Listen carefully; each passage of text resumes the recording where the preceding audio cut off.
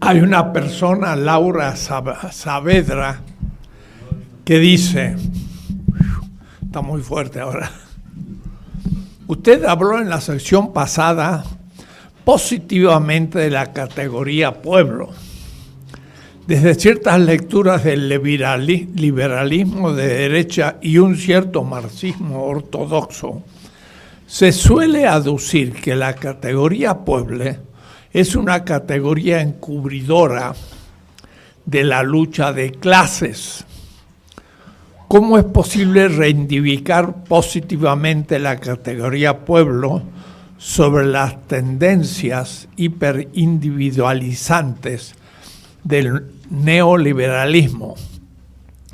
La pregunta está hablando, por una parte, el liberalismo que habla del ciudadano individual y la comunidad se la olvida. Otra parte, en cambio, el marxismo, que hablaba de la clase y la lucha de clases.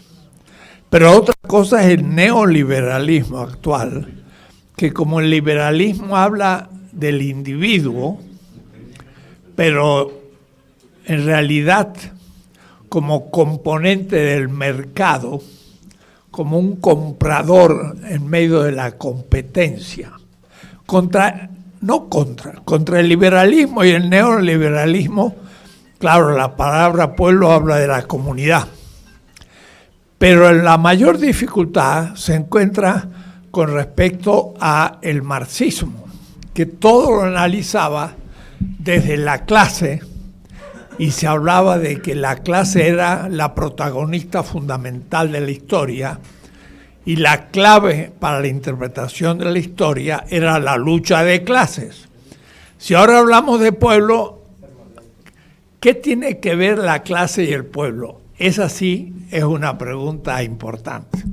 La otra la dejo porque el individualismo es abstracto y en realidad yo siempre digo, a ver, muéstrame un individualismo, un individuo que haya comenzado a existir desde sí mismo. Digo, por lo menos tenemos un ombligo, lo que significa que somos hijos de una madre y formamos parte de una comunidad familiar y ya no somos individuos, somos comunidad. Así que eso del individualismo lo dejo completamente de lado y la política que yo pienso no es en base al individuo ni al ciudadano, sino en base al pueblo y a la comunidad política, a la cual los singulares, no les llamo individuos, son parte, pero somos parte de una comunidad. El verdadero actor político no es el individuo, es el pueblo. Entonces ahora, ¿qué diferencia hay entre clase y pueblo? Bueno, no se imaginen, sobre ese tema he trabajado casi 50 años y hay muchas cosas escritas. Y miren, una anécdota, un sobrino mío en un país lejano acaba de defender su tesis en sociología sobre el concepto de pueblo en Ernesto Laclau y en un servidor. Yo soy el tío, pero él defiende mi posición ante Ernesto Laclau, que es un gran pensador argentino, profesor en Inglaterra, en ESSEC, muy conocido en toda América Latina, que habla de la razón popular, pero él le llama populista. La cuestión es que clase es ya una categoría económica. El pobre que viene del campo, sin trabajo, sin medios de producción, sin materia de producción, pobre, y Marx dice pobre, y el marxismo se olvidó de esa categoría, el Marx pobre, porque si no hay pobres, no hay clase obrera, porque tiene que llegar del campo donde tenía su tierrita y producía su maíz y tenía autoproducción y autoconsumo, y lo deja al campo por muchos motivos, y llega a la ciudad y ahí está solo, no tiene nada, y tiene que venderse por 12 horas al principio, 14, una costurera aparece en Londres muerta sobre su mesa de trabajo, porque trabajaban 16 horas. Entonces no tenían ni tiempo de ir a la casa y entonces dormía sobre la mesa, donde después al amanecer empezaba a trabajar la costurera. Una vez apareció muerta. Marx habla de ese hecho. Entonces, el pobre es subsumido en el capital y la subsunción del trabajo vivo en el capital hace que sea un trabajo asalariado. Y lo singular es las personas que venden su trabajo por trabajo asalariado se llaman clase obrera. Pero la clase obrera es una categoría económica, porque el capital también es una categoría económica. El pueblo se sitúa a un nivel político, no a un nivel meramente económico. Y por eso que Gramsci, un gran pensador, también marxista italiano,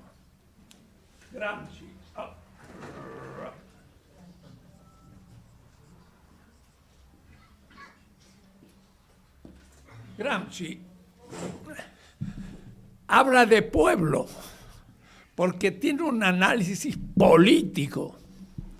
Y entonces dice, ¿qué es pueblo? Y lo define así: es el bloque social de los oprimidos.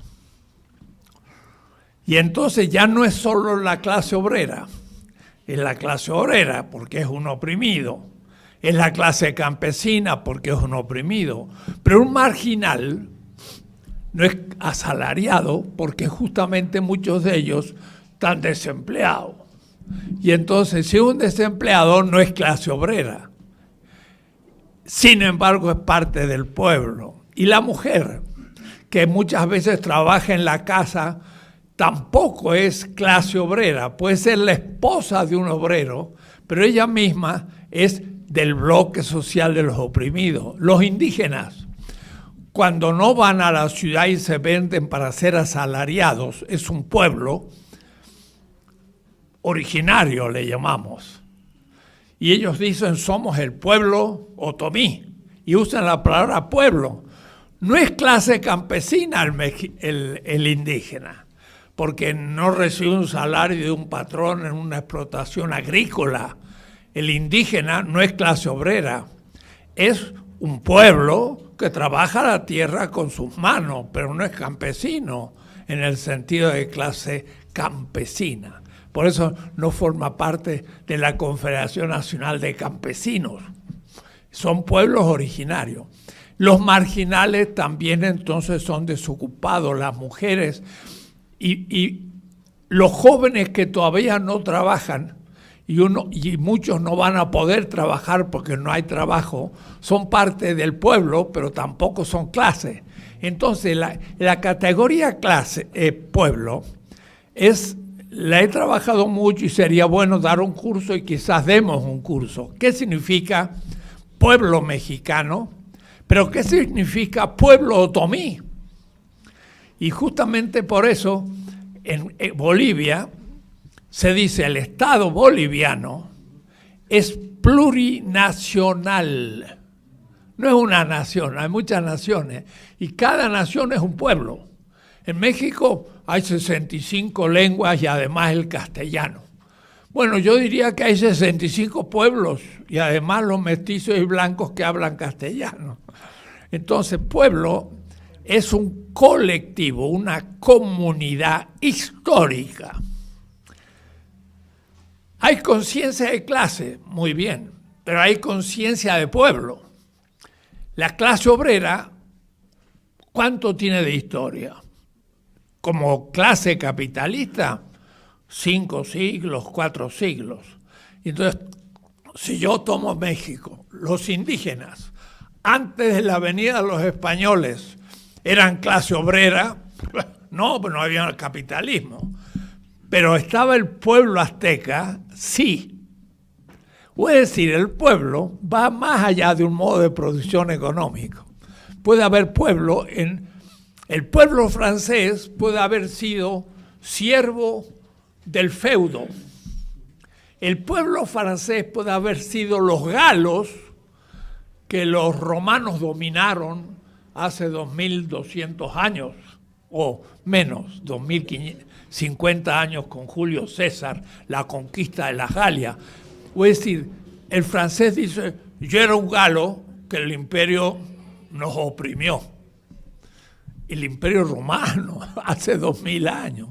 Yo soy francés y mis antecesores eran siervos del feudalismo. Y después recién empieza la clase obrera en el siglo XVII o XVIII con la Revolución Industrial. Entonces, la conciencia en sí de clase tiene 3, 4, 5 siglos.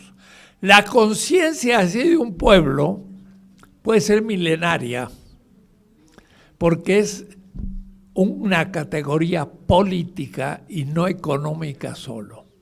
Y entonces, en la política que yo practico y yo enseño, y que vamos a hacer cursos en el futuro, el sujeto, el actor, no son solo las clases, aunque las clases pueden también ser actores políticos, pero el actor principal es el pueblo.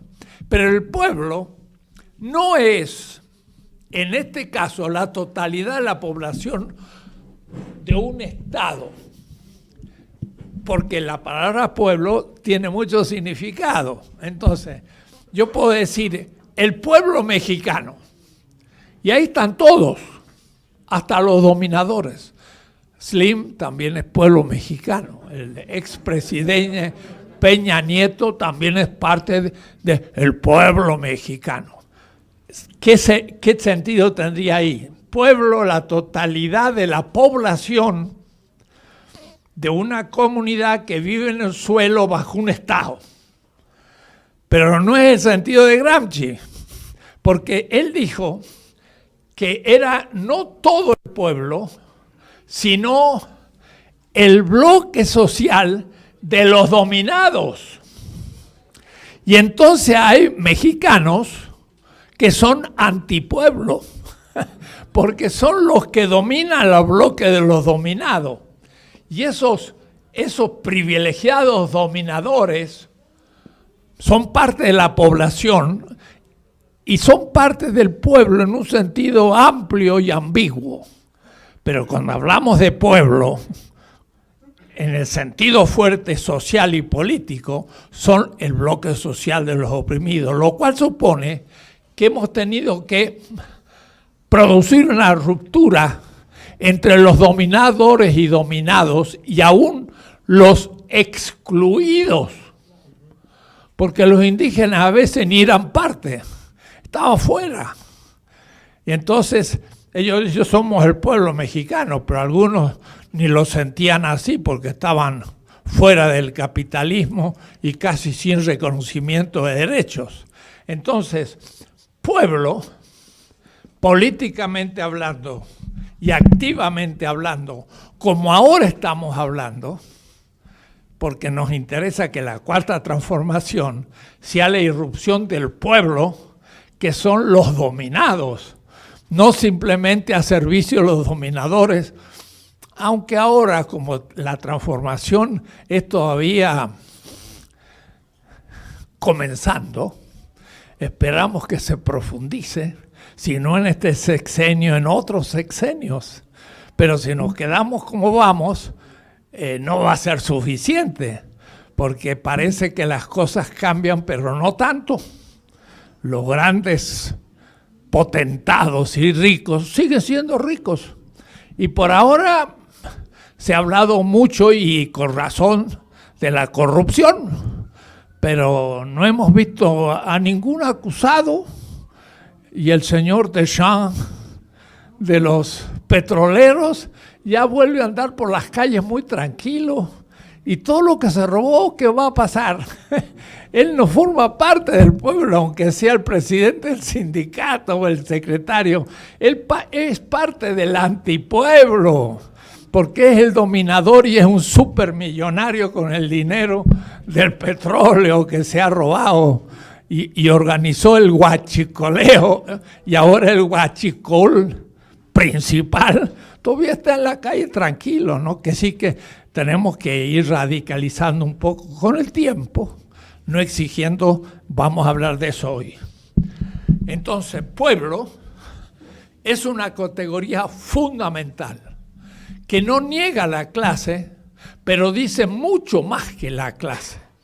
La clase obrera es parte del pueblo, pero la conciencia de un pueblo histórica es milenaria. Y al mismo tiempo, cuando un pueblo toma conciencia, entonces es la totalidad de los oprimidos, no solamente los obreros.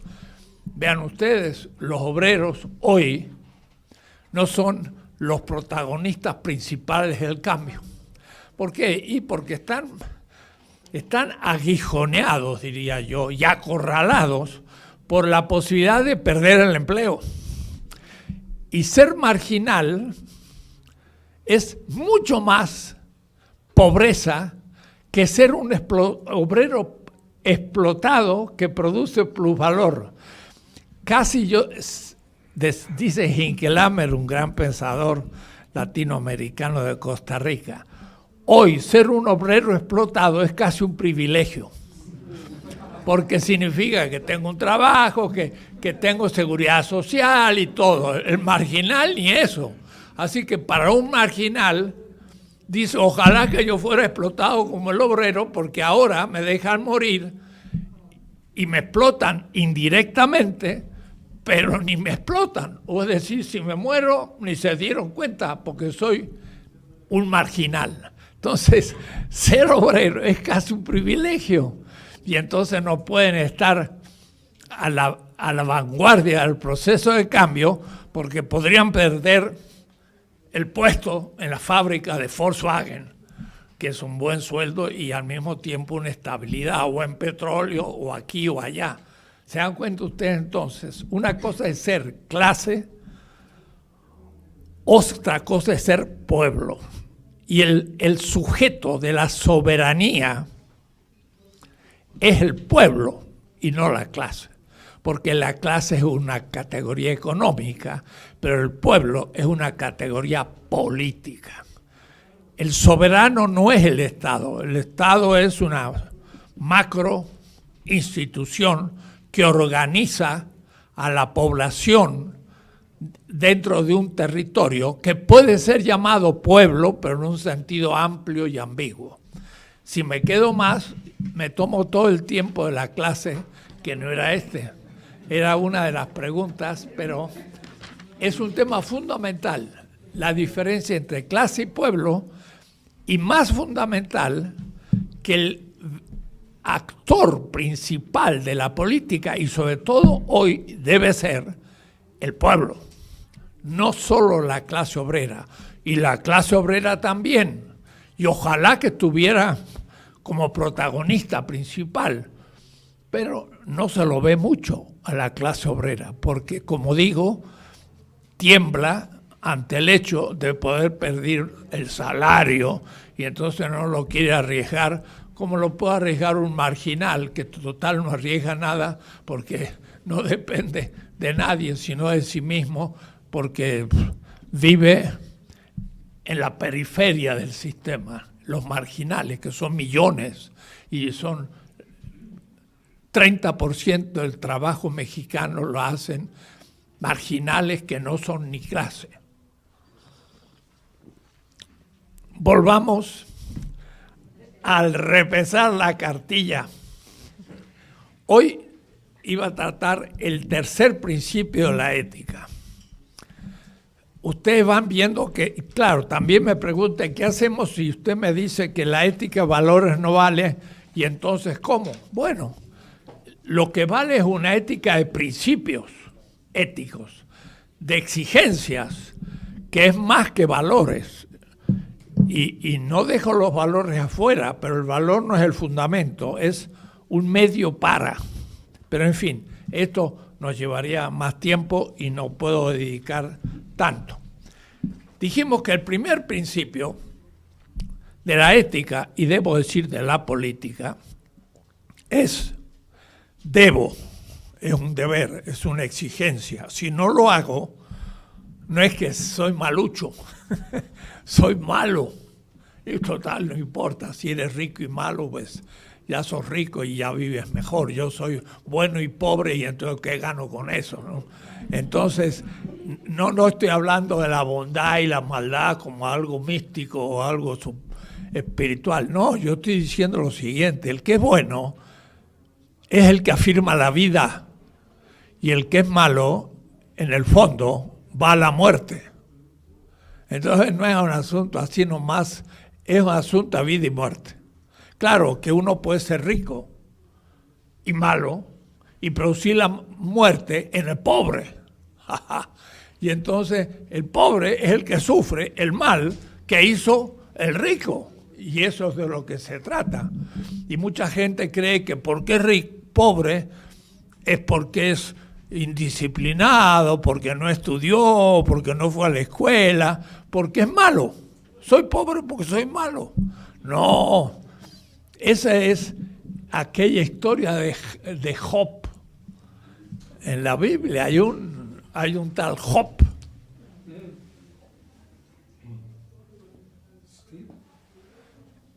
Es una historia muy importante, porque Job era feliz, tenía muchos hijos, era rico. Y entonces, en la historia de Job, el demonio, pero en nombre de un Dios, le dice a Dios, bueno, a Job le va bien porque tú lo has bendecido con la salud, la riqueza, la familia, todo. Déjalo en mis manos y vamos a ver si es tan bueno. Y entonces la gente al leer el libro no se da cuenta que de pronto ya no es Dios quien habla, sino un nuevo Dios que es el demonio. Entonces lo agarra a Job, el demonio, y lo hace pobre, lo hace enfermo, pierde la familia, tiene lepra, están destruidos.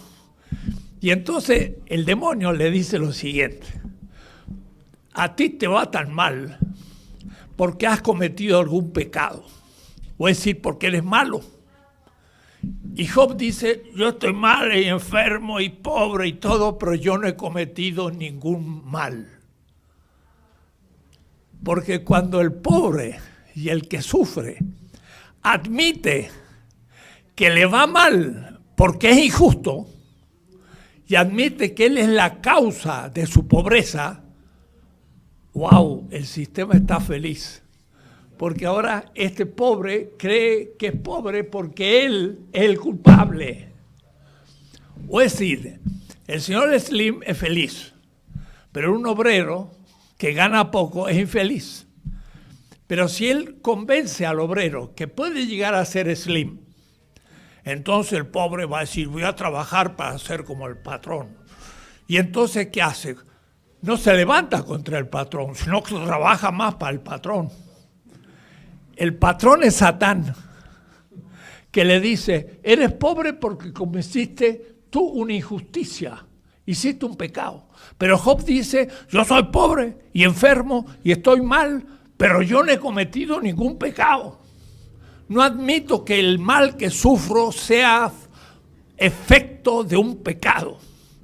Y lo quieres convencer y se pasa todo el libro de Job y no lo puede convencer. Job no admite que es pobre porque fue pecador, como lo cree casi toda la gente. Ya cuando ya no puede hacer más, lo entrega entonces al Dios verdadero. Y entonces el Dios verdadero le dice a Job, has sido fiel.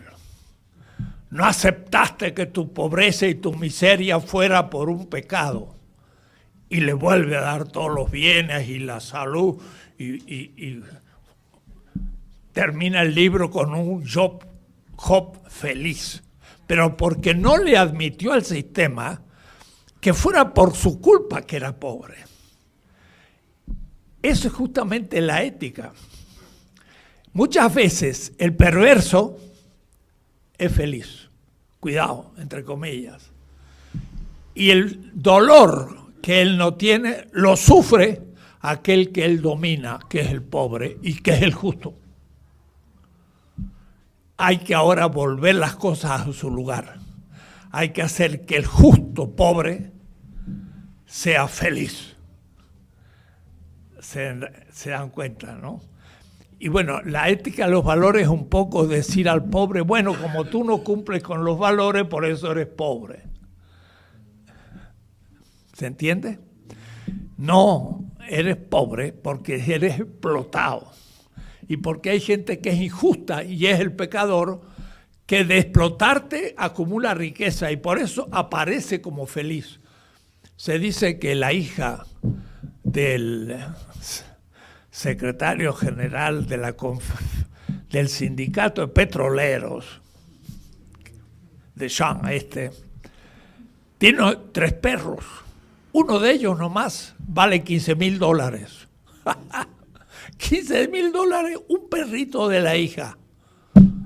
¿Qué tal? $15,000 multiplicado por 30 y por 10 son 300,000 pesos vale un perrito de la hija que se pavonea con los perritos en Miami, que va a fines de semana a comprar sus zapatos y tendrá 1,000 zapatos, que uno para cada día. Y todo eso del pueblo mexicano. Y todavía no lo juzgamos. Bueno, vamos a ver cuándo. Pero la ética entonces dice, primer principio, la bondad ética tiene que ver con la afirmación de la vida. Y estamos ante hechos monstruosos. Sale en el diario hoy, en el correo ilustrado de la jornada, pero hace unos días salió el artículo. Se encontró en Filipinas una ballena con 40 kilos de plástico en el estómago muerta, porque la ballena abre su enorme boca y se traga todo el agua y se traga todos los pescaditos. Luego cierra la cosa y se digiere lo que come. Pero al abrir su boca le entran paquetes de plástico y se le acumula el estómago y se murió. Las ballenas se mueren en el océano. Y miren qué notable, una niña de 16 años sueca organizó el otro día, hace 4 días, la primera huelga mundial de niños. Porque ellos van a ser la generación futura que van a recibir una tierra destruida. Que para mí es un signo maravilloso. Significa que siempre ya habíamos planteado en ética, mire, nosotros vamos a destruir la tierra, pero los que lo van a sufrir son las generaciones futuras y ellos no están. Levanta la mano un niño y dice, ya estamos. Somos nosotros, los niños, la generación futura. Vamos a hacer una huelga para que el ecocidio, la destrucción de la vida, termine en la tierra. Pero lo que pasa es que el capital destruye la vida. ¿Y por qué lo destruye? Muy fácil. Porque ¿por qué se produce tanto plástico? Porque si yo me recuerdo que en el pasado, en cualquier lado, en un vaso de un restaurante, se limpiaba y era de vidrio. Pero los norteamericanos descubrieron que un vaso de plástico es más barato que limpiar un vaso de vidrio. Y como es más barato, entonces hacen un vaso de plástico y lo tiran. Y eso es más barato que limpiarlo y usarlo de nuevo. ¿Quién hace que lo barato sea lo mejor? El capital, porque el capital es acumulación de ganancia. Entonces, el plástico que se produce llega ahora a matar los pescados. Y el humo que lanzamos de las fábricas crea toda una atmósfera y hace un hueco de ozono en los polos y está aumentando la temperatura. Ayer he visto un documental de Bangladesh, alemán, pero las costas de Bangladesh están siendo invadidas por el mar. Y Bangladesh es un país de 80 millones. Y va a perder 20% de su territorio en los próximos 30 años, porque al derretirse los hielos en los polos, aumenta el nivel del mar y va a cubrir muchas partes de la tierra, y la gente que vivía ahí se tiene que ir para arriba, pero hay que ver cómo se les destruyen las casas, porque ya el mar está invadiendo la tierra. Entonces, huelga de niños pensando en el mundo destruido que le vamos a dejar. Una ballena con 40 kilos de plástico en su estómago. Bangladesh con gente que vivía junto al mar y ahora ya está dentro del mar y se tiene que ir. 3 maneras de matar la vida. Quiere decir que la humanidad está en una perversión. La humanidad se ha tornado mala, pero quien la tiene bajo su prisión es el capital. Porque el criterio es sacar ganancia o te mueres. Y no produces vida y vives. Y por eso sí es muy importante bajar el nivel de vida para los ricos y clase media, para aumentar lo de las clases pobres, una cierta austeridad republicana, como dice el presidente. Pero por ahí todavía todos los ministros, secretarios de Economía y todo, siguen haciendo lo que los otros. Claro que llevamos 100 días. Esperamos que haya algunos cambios, porque si no hay cambio, los efectos no van a ser tan positivos como esperamos. Y la reforma educativa le han hecho 2 parches, pero sigue funcionando y se prometió que iba a terminar. Entonces, tenemos que ser exigentes también. No podemos chuparnos todas las consecuencias. Primer principio, afirmación de la vida. ¿Quién decide y cómo afirmar la vida? Dije, por el consenso de las mayorías, y es el pueblo. Pero no con una pequeña encuesta, no, participación real. Y la participación real significa que en todo el país tendrían que haber consejos distritales o como se le llame, donde una vez por semana vayamos y nos reunamos en democracia directa y digamos, vamos a organizar la seguridad. Vamos nosotros a vigilar el barrio, sin armas. Pero el colega tal que vende droga en el barrio, le vamos a decir, compañero, aquí en el barrio no vende más droga. Y si vende droga, entonces llamamos recién a la policía o a las guardias que van a fundar, los cuales no van a meter preso al ciudadano que les pide ayuda, si lo van a ayudar para meter a la mafia preso. Es decir, la policía y la guardia a servicio del pueblo, pero del pueblo que es el que comanda el proceso desde abajo, participando, no diciendo voy a participar en una encuesta, no, participando en la asamblea donde se decide cómo van a gastarse el dinero de la alcaldía, cómo vamos a poner los faroles para que en la noche haya luz, cómo vamos a mejorar la distribución del agua, cosas concretas.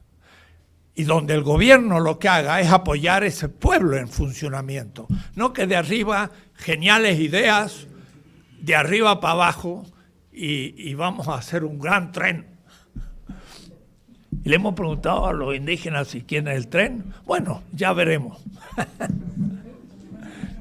No, hay que preguntarle primero si quieren el tren, pero no una encuesta. Hay que ir, reunirse, que forme parte de la comisión de la fundación del tren.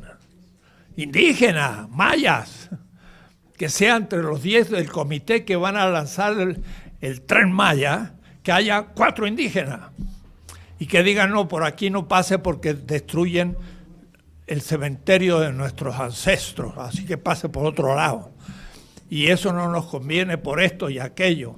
y no todo para el turismo y para poner árboles, pero los árboles no va a hacer que destruyan la selva tropical, porque si me ponen todos los árboles de un mismo tipo, me destruyen la selva, porque lo que se va a hacer con los árboles es venderlo como negocio, es de nuevo el capital.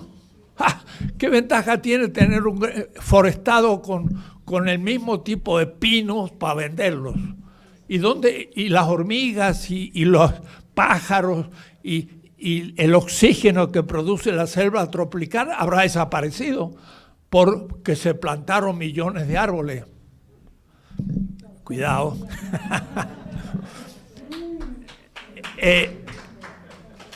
Eso es morena, pero morena de abajo, no morena de arriba solo. Y entonces, el segundo principio es la participación de los afectados decidiendo cómo se afirma la vida. Eso. Y puede haber representantes, sí, claro, los senadores, los diputados, los gobernadores, son representantes. Pero tiene que haber una compensación con instituciones participativas de abajo, que no hay nada. El Estado moderno, liberal, europeo, norteamericano, nunca organizó la participación, solo la representación. Es una democracia representativa en crisis porque están corrompiendo todos los representantes, pero se están corrompiendo porque no está institucionalizada la participación con poder que le pueda decir al diputado, usted va preso, usted baja su salario, porque el pueblo ahí tendría instituciones de participación. Yo estoy terminando mi tercer tomo de la política, son como 700 páginas, y hay todo un capítulo sobre institucionalización de la participación. No es nomás que reunirse de vez en cuando y hacer una propuesta. Hay que crear instituciones que no existen, que no existió ni en la Revolución Francesa, ni en la Constitución norteamericana, ni en ningún país del mundo. Es una revolución del siglo XXI. En fin, hablaremos en otros cursos de esto. Este es un principio. ¿Quién decide cómo se afirma la vida? El consenso mayoritario del pueblo, pero con instituciones, no así que se me ocurre y me convocan los de arriba. No, nos convocamos los de abajo con poder propio porque la soberanía reside en el pueblo, no en la Cámara de Diputados, no en la Cámara de Senadores, no en la Presidencia de la República. El presidente de la República no es soberano, es obediencial y lo ha dicho por suerte. Ya lo dijo y eso es una novedad teórica. Dijo, yo ejerzo un poder obediencial, lo dijo AMLO. Pero ahora hay que irlo cumpliendo, no es tan fácil. Hay que crear las instituciones para que los representantes sean obedientes a un pueblo organizado constitucional y legalmente, con poder y con capacidad de ejercer. Segundo principio. Y ahora pasamos al tercer principio de la ética. Este es fundamental. Y es fundamental justamente para aclarar el tema, no del pensamiento conservador, del PRI, el PAN y hasta el PRD, sino para arreglar el diálogo y el debate con la extrema izquierda, entre los cuales, digamos con sinceridad, se encontraría el zapatismo y anarquistas, gente muy generosa, buena, que tiene ciertos principios extremos. Pero esos principios no son justamente del que voy a hablar. El tercer principio se llama de factibilidad. Es una palabra rara. Entonces, la voy a escribir. Factibilidad. Despacito. Factibilidad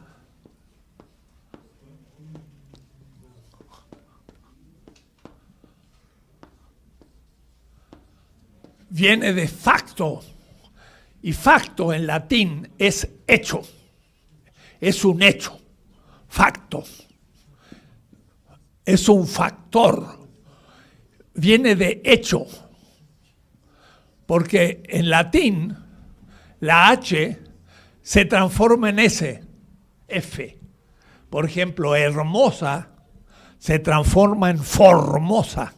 La isla de Formosa en la China era hermosa, Formosa, y era español del siglo XVI. Entonces, facto es hecho y factible es lo que se puede hacer. Éticamente, es decir, lo que se debe hacer. Y en la factibilidad o en lo posible hay dos extremos, uno por máximo y otro por mínimo. Uno no es factible por demasiado y otro no es factible por poco. Entonces, lo factible es lo posible de hacer. Lo posible. Pero lo contrario a lo posible es lo imposible. Entonces, hay imposibilidades de derecha y hay imposibilidades de izquierda. Y lo posible está en el medio. Esto es muy importante en este momento. Por ejemplo, si yo soy de extrema izquierda, soy trotskista, o soy zapatista, o soy vacunista, porque el que era anarquista era Bakunin. Bakunin. Y Marx estaba contra Bakunin. Y se reía de Bakunin. Decía, esta extrema izquierda. ¿Qué significa la extrema izquierda? La extrema izquierda es una noble posición, una bella posición, una pura posición, muy moral, pero que intenta lo imposible. Y entonces es como darme la cabeza contra la pared. La pared tengo que destruirla. ¡Pam! Le pongo en la cabeza un chichón. ¡Pam! Le pego de nuevo. Y la tercera caigo más desmayado. No es posible, compañero, romper la pared con la cabeza. Compre un martillo y péguele a la pared. Eso es posible. ¿Entienden de qué estoy hablando? Yo puedo intentar con el mejor espíritu, con el más grande ideal, con gran sacrificio, hasta poniendo mi vida a riesgo para realizar algo muy bello, desgracia que es imposible. Ese es el problema. Hay gente muy buena que intenta lo imposible. Cuidado. Esto me podría llevar un curso entero, no se imaginan. Esto no es de un minuto. La política tiene 3 momentos. Esos van a ser cursos futuros que vamos a hacer. El sistema vigente, por ejemplo, el sistema priista, panista de los últimos 2 sexenios, era lo vigente, era lo que había. Y marchaba mal. Entonces, había que negarlo.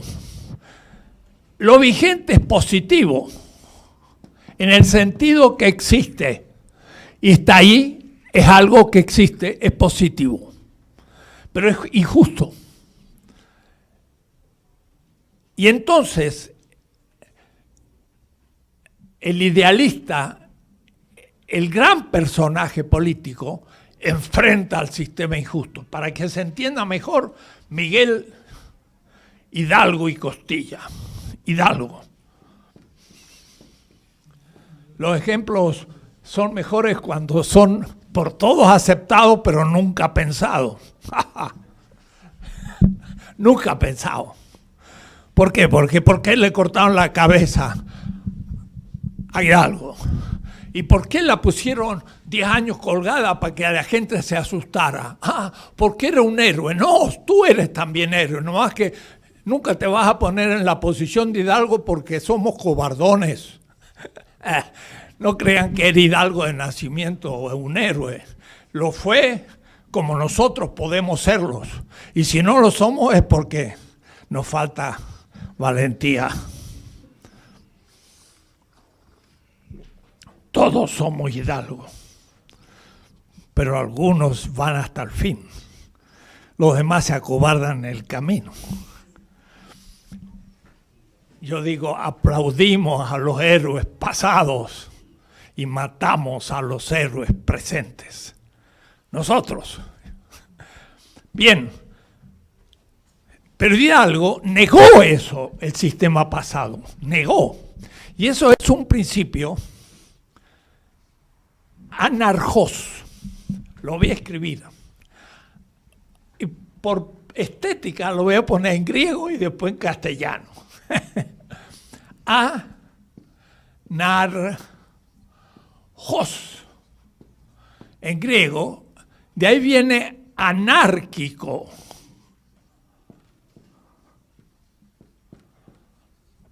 Anárquico, arge significa principio. Y aná es más allá del principio. Es lo que está en el origen. En el origen de Marx, de México, está Hidalgo. No de Nueva España, ni del pueblo azteca, de hecho, de México, que nació allá por 1823. Porque antes había Nueva España y antes todavía había la náhuatl, aquí estaban los aztecas y ni Nueva España había. Entonces el origen de México lo hizo Hidalgo y sus amigos, que se jugaron hasta la muerte para oponerse a un sistema vigente, existente, que era el virreinato. Éramos colonia española.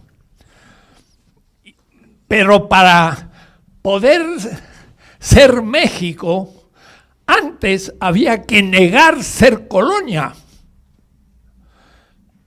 Y para poder tener una ley justa, había que negar la ley injusta de los españoles, que decía que éramos colonia. ¿Se entiende? Esto es pura política. Quiere decir que había una ley que la dictaba el rey de España y que la cumplía el virrey. ¡Oh, virrey! Y ustedes, lo de la Nueva España, no nombraban un rey, no. Éramos pobre colonia, nos nombraban la autoridad, era un era un reyecito de segunda lo que nos ponían, se llamaban los virreyes. Y eran tan cobardes de no tirarlo abajo. Y bueno, el que se levantaba le cortaban la cabeza, así que mejor me guardo la ley. Hidalgo dijo, yo afronto la ley. Y se quedó en la ilegalidad. Ilegal. Hay que cumplir las leyes cuando son justas. Y cuando son injustas, no hay que cumplirlas. O las cumplen los marranos que siguen, pero los que piensan no pueden cumplirla y van presos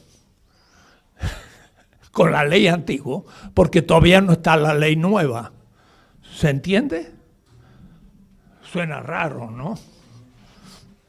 Porque alguien dijo al diablo con las instituciones. ¡Oh, ¡qué barbaridad! Y ahora es la institución máxima. Al diablo con las instituciones injustas. y viva las instituciones justas.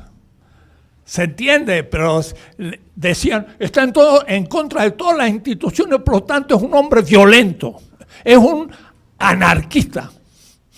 Porque el anarquista critica la dominación de las instituciones vigentes cuando las niega. Y en eso yo le llamo el momento anarquista. Pero eso es un momento. El primero, el sistema vigente. El segundo, la negación del sistema vigente injusto. Y el tercero, el nuevo sistema que va a ser vigente en el futuro, pero por ahora lo vamos a hacer. Eso es la cuarta transformación. No existe, lo vamos a hacer. Puede salir mal o puede salir bien. ¿De qué depende? De nosotros. No, del presidente, a ver, que dirige a las operaciones. No, el presidente solo no hace nada. Tienen que ser los 130 millones de mexicanos. No se dan las cosas por regalo. Los norteamericanos nos explotan inmoralmente y lo saben, pero dice, estos mexicanos son unos idiotas, así que lo explotamos. Que se defiendan. Cuando nos defendemos, entonces ya dicen, a ver qué pasó. Bueno, entonces empiezan a discutir.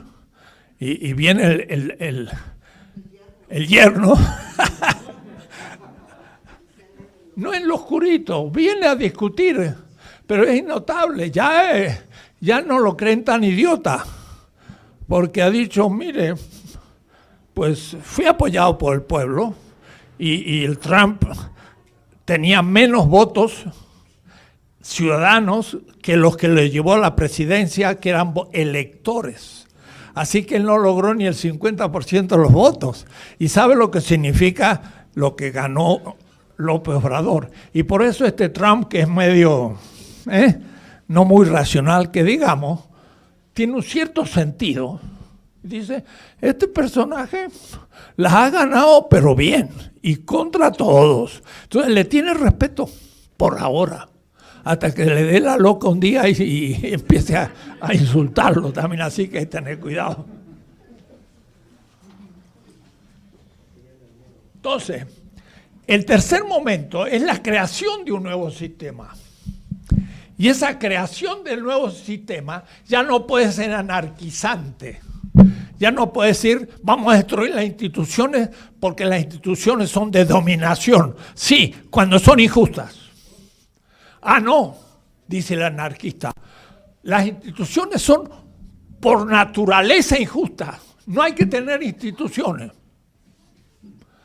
El Estado es una institución, hay que tirarlo abajo. Sí, cuando es el Estado injusto de la Nueva España, Hidalgo tiró abajo el Estado de la Nueva España e intentó crear lo nuevo.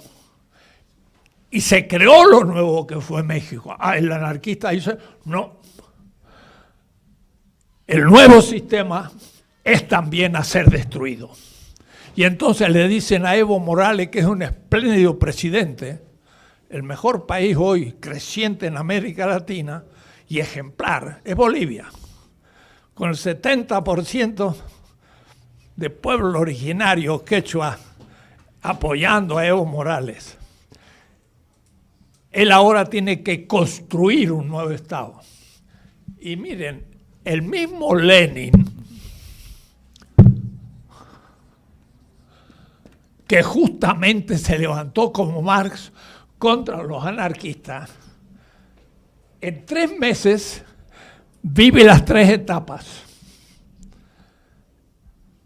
En septiembre escribe un libro, El Estado y la Revolución.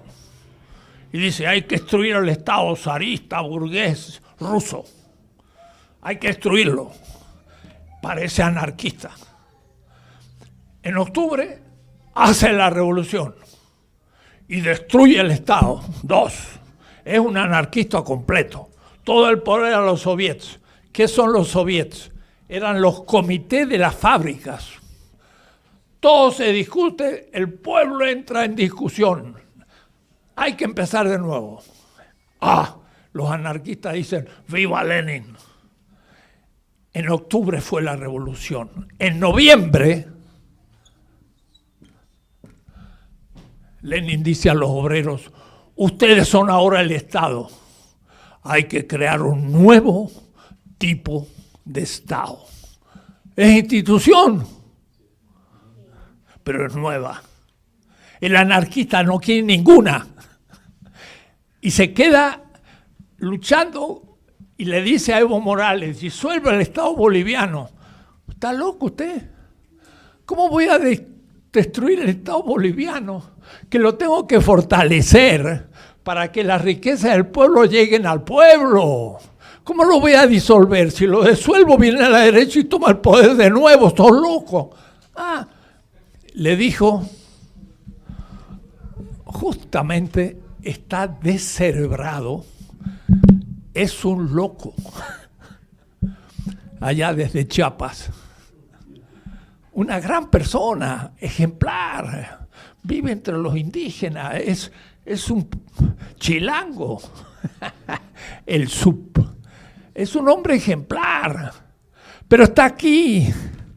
Y le dice entonces al presidente actual, está usted descerebrado, está loco. ¿Cómo quiere usted hacer instituciones? Hay que eliminarlas. Si las elimino, no hay realidad. Ese es el tema. Miren qué actual. Porque entonces hay gente que le va a decir, usted es un reformista, no es un revolucionario, es alguien de derecha. Usted no habla de la clase, habla del pueblo, es un populista. Es que hasta el Enrique, que se llama como yo, pues inspiró todo una producción para mostrar el populismo. Populismo es denigrar a alguien que se juega por un pueblo. Hoy se llama populista a todos los que quieren a la gente oprimida, pero lo dice la derecha y el capitalismo norteamericano y Enrique Krause,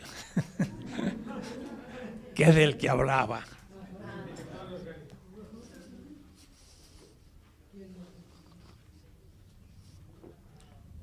¿Se dan cuenta?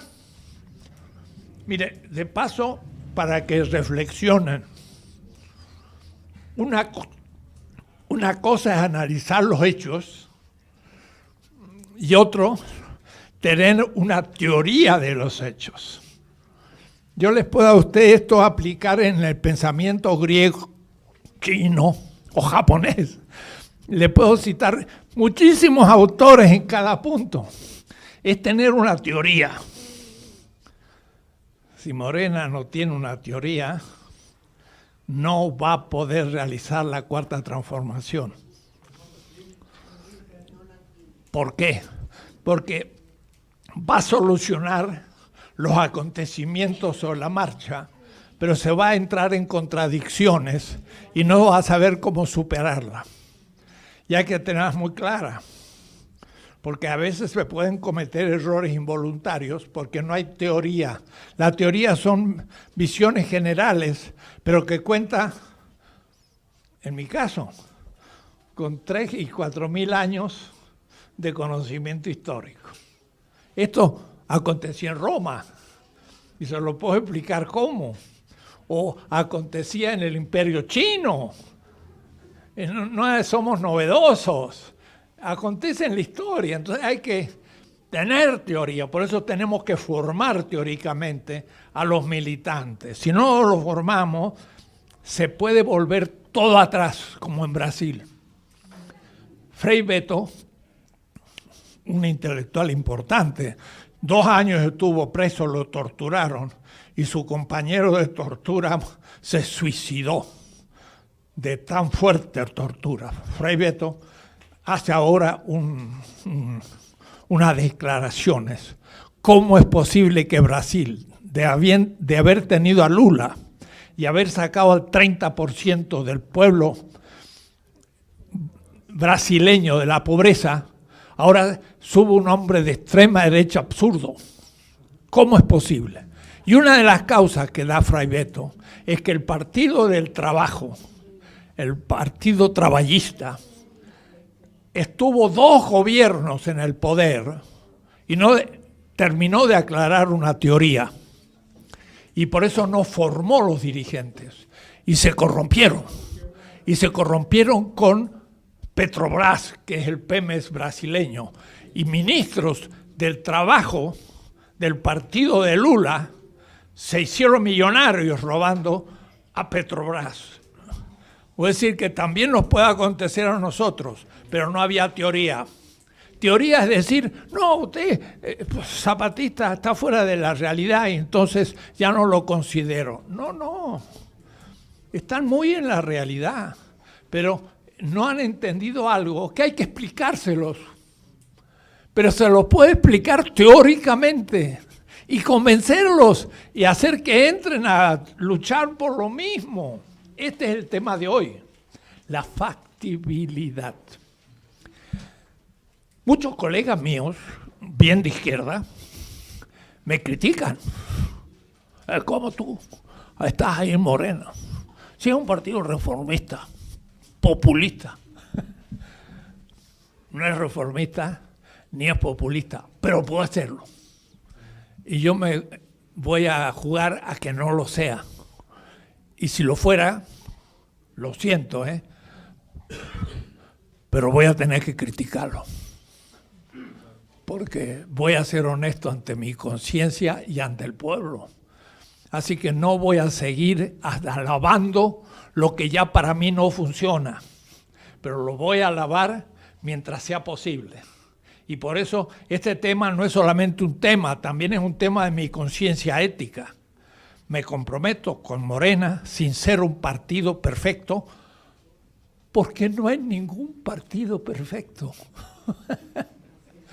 Es apodíptico eso. ¿Quién me diga, el Partido Comunista es un partido perfecto? ¿Cómo va a ser? Mira la burrada que hizo. No hay ningún partido perfecto. ¿Sabe por qué? Porque el ser humano no puede hacer nada perfecto, porque somos limitados. Así que quien me diga esto es perfecto es un iluso. Yo no. Nada es perfecto en la política, todo es corregible, pero cuidado, hay principios. No es lo mismo principios que perfección. El principio muchas veces existe para demostrarme a mí que ando en mal camino. Y gracias al principio corrijo el camino. El principio no dice que afirmándolo yo ya soy perfecto. No, al contrario, afirmándolo estoy más exigido a hacer lo que debo y más descubro la imperfección de lo que estoy haciendo. Porque los errores son inevitables. Porque no somos perfectos. Habría que ser Dios para no cometer errores. Entonces, usted hizo tal error. A ver cómo, cuándo, tal cosa. No lo vi. No lo vi. ¿Y en qué consistió mi error? Tal y tal cosa. Me convence. Vamos a corregir. Voy a corregir mi error. Acepto que fue un error.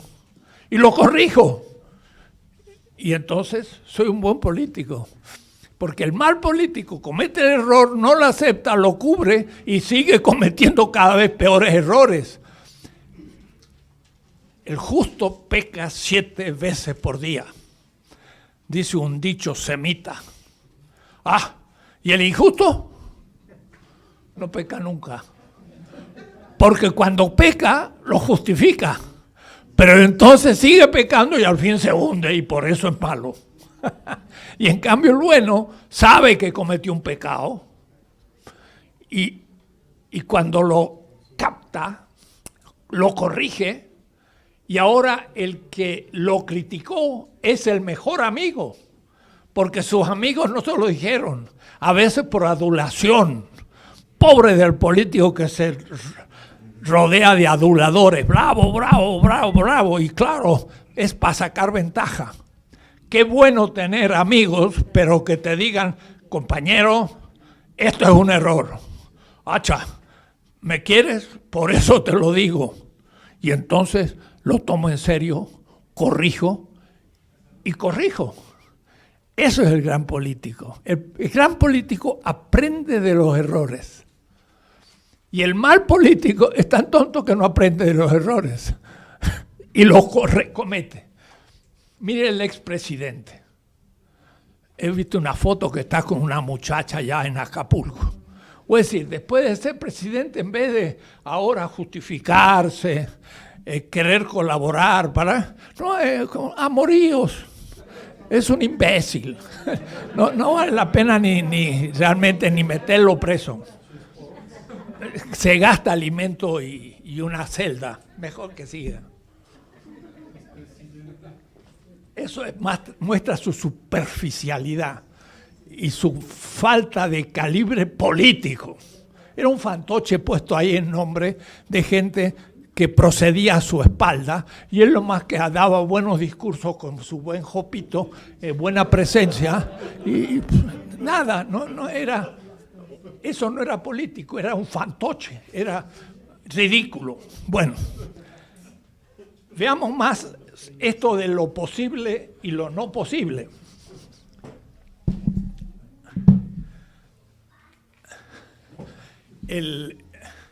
La persona que mejor ha trabajado esto es un autor costarricense.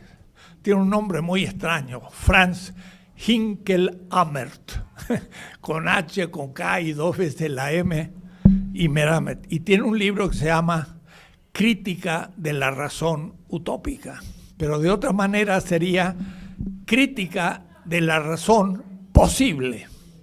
Y entonces analiza las imposibilidades de la izquierda, pero también las imposibilidades de la derecha. Y después de demostrar esas imposibilidades, abre un camino de lo realmente posible. Entonces yo creo que el actual presidente tiene un gran sentido realista. Si hubiera hecho lo que hicieron los zapatistas, o mejor, los sandinistas, o mejor, Fidel Castro, con el Che Guevara, una revolución en serio, armada, tomado el poder, habiendo tomado el Zócalo con grandes aplausos. ¿Ustedes creen que el imperio lo dejaba 3 días? Lo destruía de inmediato, porque Cuba es un pequeño país, además los límites los marca el mar y por lo tanto no puede expandirse como, diríamos así, una enfermedad. Lo tiene ahí sitiado. No es peligroso para el imperio. Nosotros no, es un país de 130 millones a la frontera de Estados Unidos. Una revolución en serio que vaya al fondo del capitalismo para superar el neoliberalismo sería muy peligrosa para Estados Unidos. Lo liquidaría en 2 días. Y ahí, si fuera necesario, mandaría ejército. No ahora como en Venezuela, que está por enviar o no enviar. De paso, hoy es un día de júbilo para los venezolanos, porque le ganaron 3-1 a los argentinos. Con Messi y todo. Así que eso le viene muy bien a Maduro. Bueno, pero eso es superficial, pero también le gusta al pueblo, y a mí también. Los venezolanos le ganaron a Messi. Bueno, yo por hacer un chiste me fui del tema. Había que hacer lo posible. Yo me acuerdo haber discutido en el Instituto Obrí, en Chiapas, a 1 metro del SUP, hablar de esto. Uy, les cayó pésimo. Les cayó pésimo. Y me hicieron una crítica fuerte. Así que la reacción que ha tenido hace poco con respecto a todas las cosas, yo ya estoy hace rato vacunado del asunto. Pero yo justamente dije, es necesario entrar, aunque sea secundaria, a la política electoral. La votación de los representantes, que para el liberalismo es la esencia de la democracia, para mí, y lo podemos demostrar, no es la esencia, es un gesto. Pero es un gesto importante, interesante. No es un país no es demócrata porque tenga elecciones libres. Un país es libre y demócrata porque la gente puede expresarse y participar. Y la esencia de democracia es la legitimidad, y la legitimidad es el consenso del pueblo libremente discutiendo qué es lo que debe hacer. Por eso que la democracia es la institución del consenso. No es votar, pero votar también. Y en cambio los zapatistas estaban en contra completo de las elecciones, diciendo eso es secundario, así que la gente que lucha por ganar unas elecciones son reformistas, no son revolucionarios. Y bueno, tenía el sub a 1 metro, me miraba y no le gustó nada. Era esto. Hay que pensar lo posible, pero con principios, porque hay un pensar lo posible sin principios. Y la misma Rosa Luxemburgo dice, el pragmatismo sin principios hace cualquier cosa. Total, como no tiene principio, va por lo práctico. Y además, si puede enriquecerse, mejor, también se incluye. Pero en cambio, alguien que tenga principio, sin embargo, no puede intentar lo imposible, porque es irrealismo. Y entonces simplemente va a fracasar, porque va a ser algo no posible. Hay un filósofo muy famoso, se llama Kant, para el nombre en alemán, Kant. Y tiene un imperativo, y el imperativo dice: si el juicio práctico que tú enuncias no concuerda con las leyes de la naturaleza, no es posible. Significa, la próxima clase la hacemos en la luna. Yo lo puedo pensar. Es lógicamente posible, lógicamente pensable. Pero no lo vamos a poder realizar porque es económicamente imposible y también fácticamente porque no tendría ninguna utilidad. Miren, todos con vestidos de astronautas en la luna para escuchar una clase. Absurdo, es imposible físicamente. Entonces, intentarlo y querer forzar lo real es irreal. Y proponerse lo irreal es malo. No es solamente estúpido, sino malo. Porque todo el esfuerzo que se gasta en hacerlo de vida está perdido, porque no es posible. Entonces, hay que ser político para tener principios y hacer lo posible. Entonces, yo creo que la cuarta transformación por ahora no es revolución. Y la Rosa Luxemburgo era una marxista, una mujer muy inteligente, polaca en Alemania, fue muerta en 1919, se está cumpliendo un siglo de una gran mujer. Ella escribió un libro que se llama Reforma o Revolución. Y entonces el título, yo digo, no funciona. Aunque sea grande, la Rosa Luxemburgo, no funciona. Entre la reforma y la revolución, justamente está en el medio la transformación. Y eso lo dije antes que existiera Morena. Lo he dicho en 1970. Porque Marx dice, de lo que se trata es de una transformación. Veränderung en alemán, y no revolución. La revolución es un cambio de las estructuras fundamentales de un sistema. Es pasar del esclavismo romano al feudalismo. un sistema completamente distinto. Del feudalismo al capitalismo. Eso es una revolución. Una reforma es cambiar algo, pero porque si no cambio nada, se me cae todo el tinglao. Entonces aparece como un cambio sin cambiar nada. Eso es el reformista. AMLO no es un reformista ni es un revolucionario. Es un transformador. Cambia parte, no todo, parte. Y entonces hay que agarrar la palabra. Vamos a estar con la parte que propones cambiar y lo vamos a hacer en serio. Y se abre el camino a transformaciones mayores. Y quizás en 50 años o un siglo haya una revolución. Las revoluciones instantáneas, clic.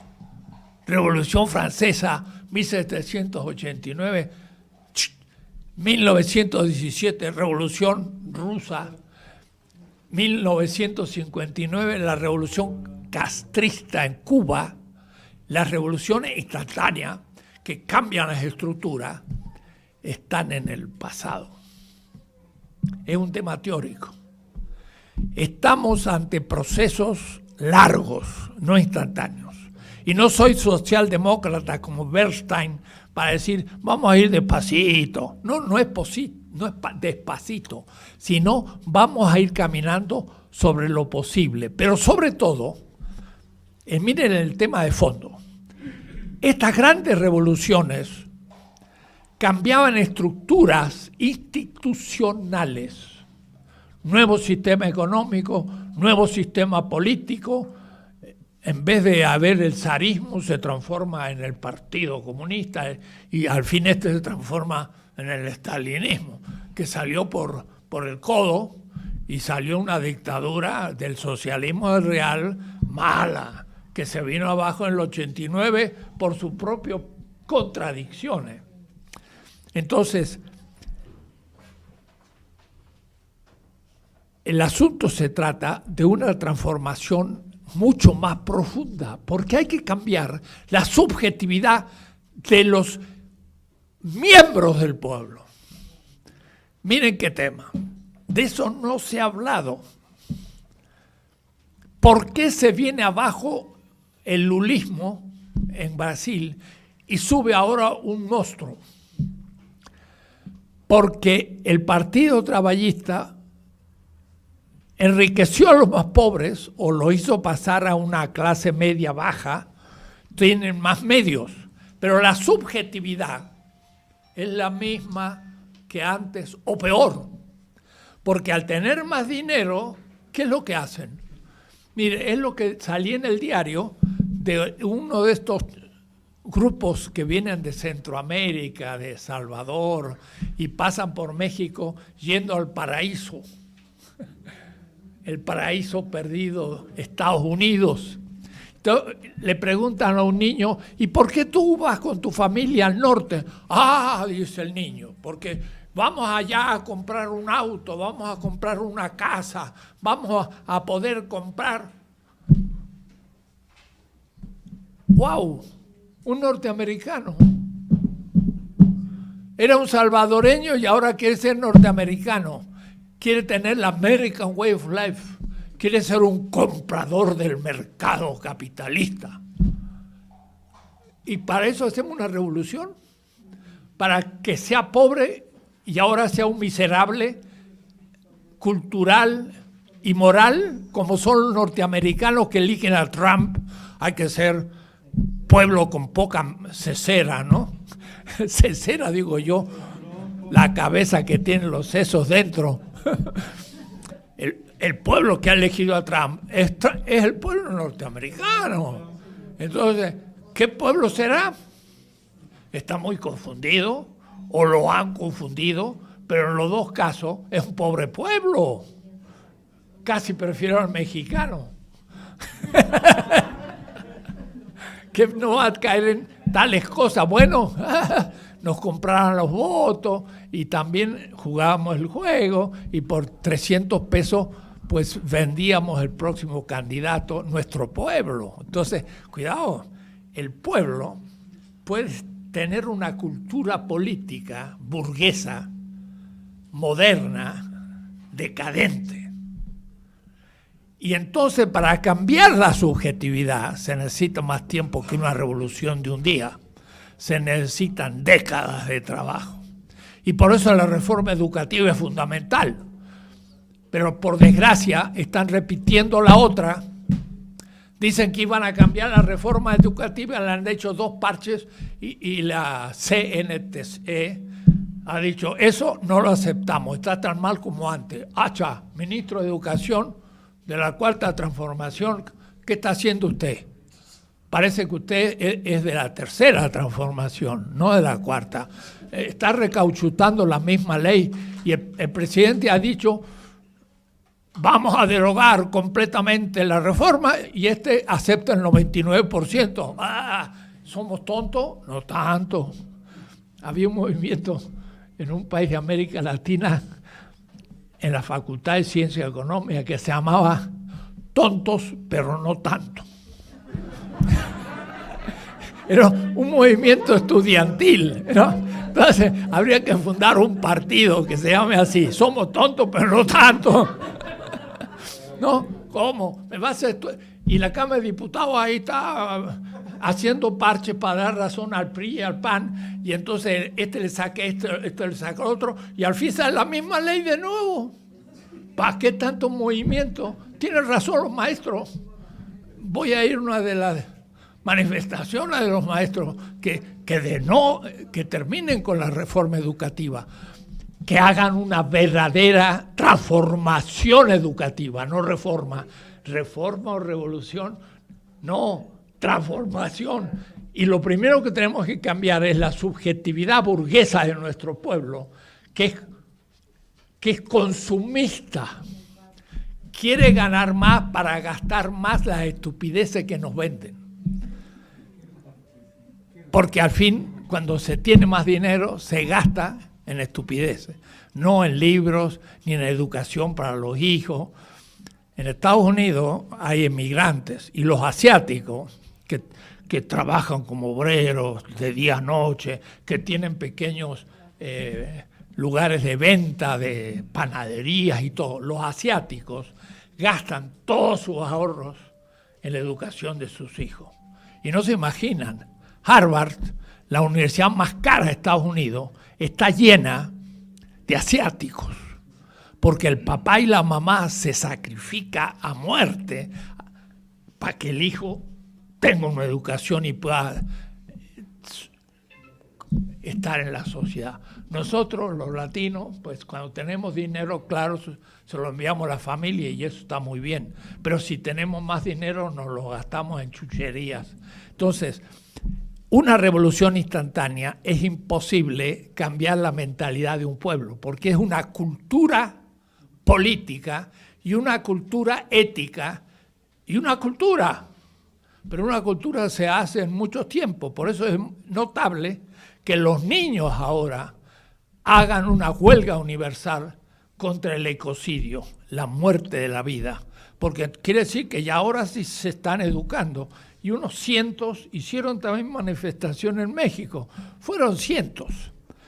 Y miren qué buena iniciativa. Se piensa quizás, hay propuestas, de darle un premio Nobel de la Paz a la jovencita de 16 años que ha comenzado esta revolución ecológica, una mujer adolescente, sin ningún adulto en todo el movimiento.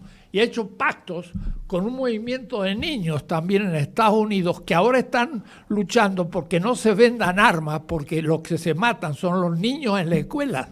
Entonces ahora son los niños los que empiezan a intervenir en política. Eso es de un gran optimismo posible. Entonces, por eso que la revolución instantánea está en el pasado. Ahora va a haber transformaciones a largo plazo, de transformación subjetiva y instituciones objetivas.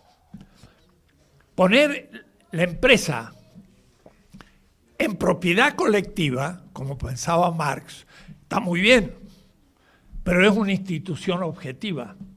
¿Qué van a hacer esos obreros que son posesores de la empresa con ese dinero?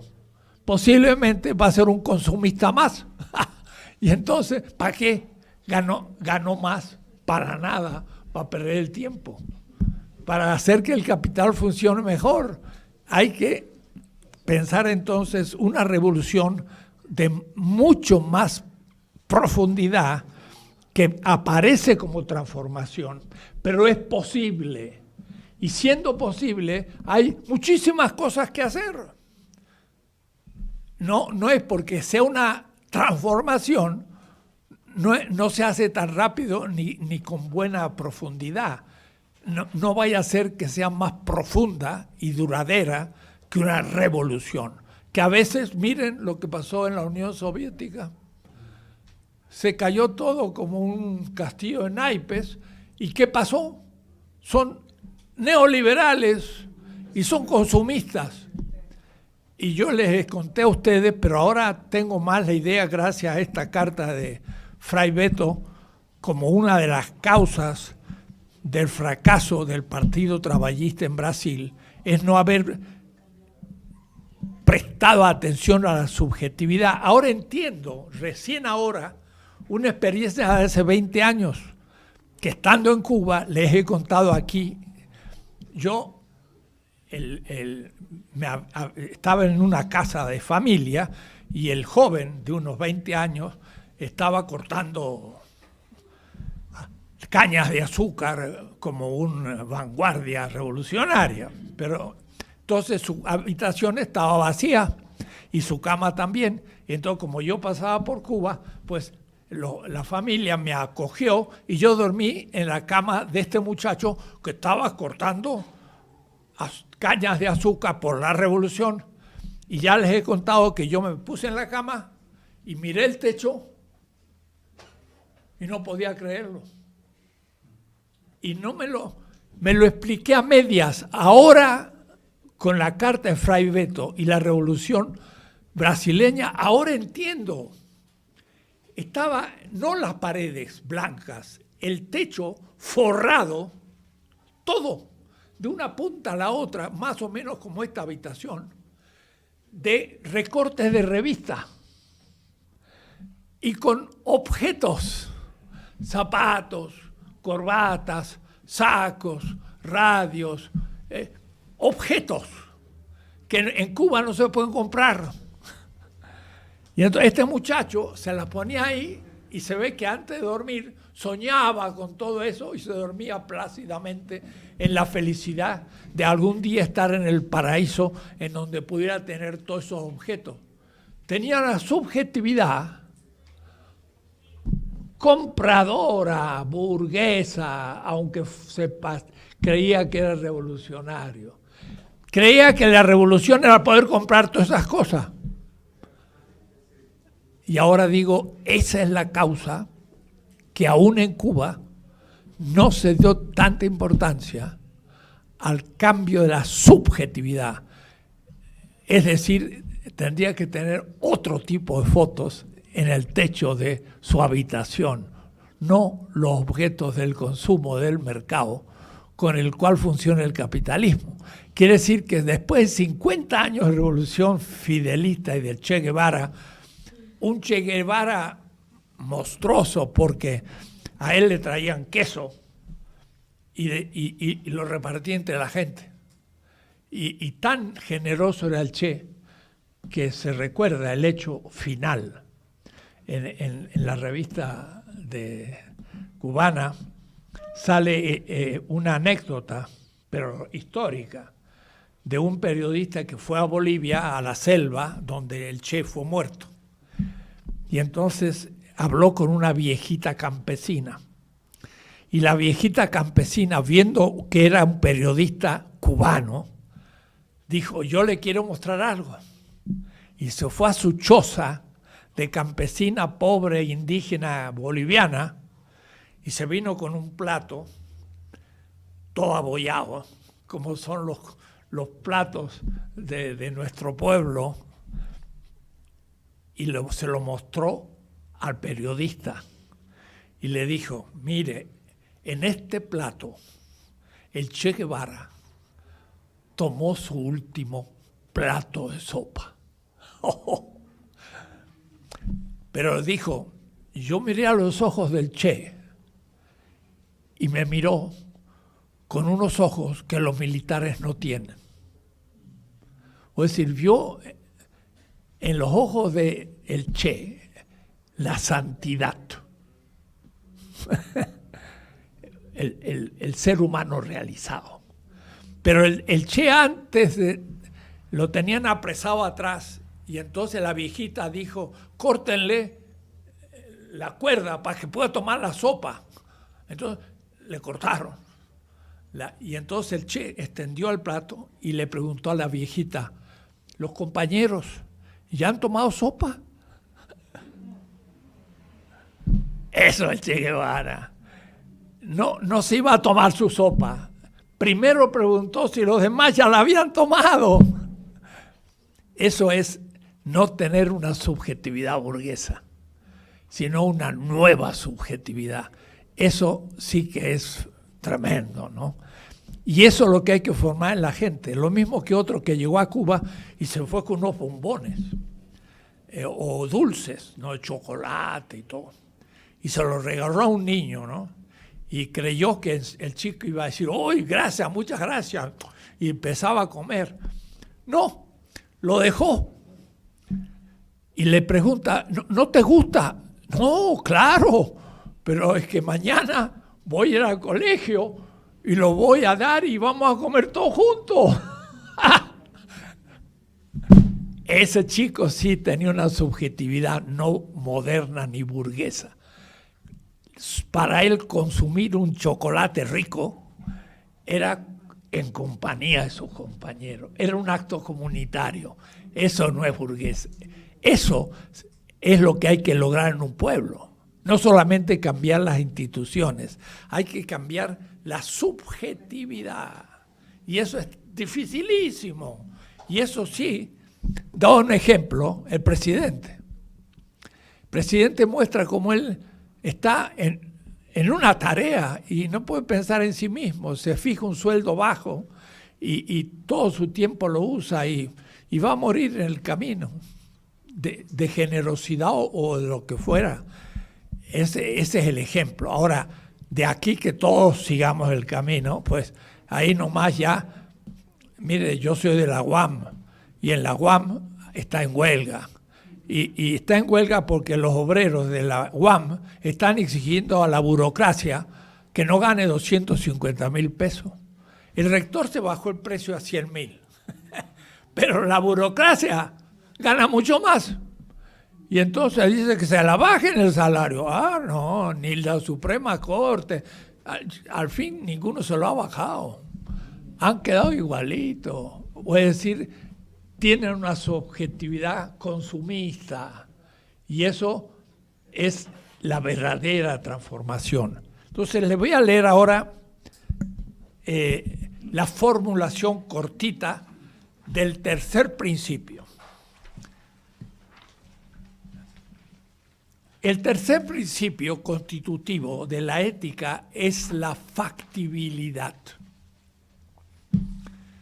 Esta palabra deriva de factible, que procede del latín de facere, que significa hacer o producir, hacer. Factible es lo que se puede hacer u operarse. Y factibilidad es el abstracto que indica que la acción o la institución es posible de ser hecha. O es decir, por ejemplo, yo hacer lo que la cuarta transformación intenta hacer, pero que se va a cumplir si todos cumplimos. Si una acción, por ejemplo, realiza la próxima asamblea en la Luna, como les dije, es el mismo ejemplo, no es factible económica, técnicamente, de ningún punto de vista. El intentarla es una imposibilidad. no puede ser ético, normativo, bueno, una acción imposible. Y también no puede ser un proyecto político imposible, como ya he indicado. Teniendo al imperio al lado hay que ver su potencial. No está muerto, está en plena vida, aunque está decadente. Y cuando un tigre está herido es más peligroso. Entonces no hay que despertar al tigre. En este caso es el imperio, no el pueblo. Y entonces hay que tratarlo con cuidado. Y entonces, ¡ay! Que se reunió con el no sé quién del presidente en lo oscurito. No, él quiere tener al tigre calmito, porque sabe que si se le enoja, pues va a salir perdiendo. Y por lo tanto, no es asunto de, yo soy valiente, como decía Hussein en la Irak. Ahora va a ser la batalla, la madre de todas las batallas. Y lo hizo un polvo. Estúpido estar declarando cosas. Tendría que haber dicho, haremos lo posible. Y una cosa, le liquidaron todo el ejército, pero no destruyeron la subjetividad del iraquí. Y el iraquí siguió luchando, y ahora salen los norteamericanos del Medio Oriente como un perro con la cola entre las patas, vencido por el pueblo. Estados Unidos ha sido derrotado por Irak, pero no por Hussein, sino por el pueblo iraquí, que es muy distinto. Entonces, pero decir yo puedo destruir al imperio, eso es un estúpido. Fue una fantochada, una expresión.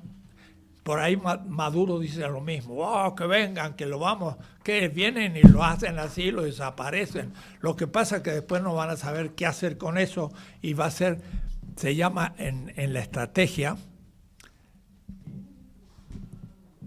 el éxito, pero de Pirrón. Pirrón era un general griego que venció al enemigo, pero quedó tan destruido que después se cayó. Entonces, un triunfo pírrico es de Pirrón. Es que yo destruyo al enemigo, pero al fin yo soy destruido. Entonces, no fue un triunfo, fue una derrota. Entonces, hay que ser prudente. Yo mejor darle caricias al tigre, a ver si no se me despierte, hasta que pueda. Y de él nos vamos a beneficiar. Esto en ética o en política es esencial. Un anarquista radical puede intentar disolver completamente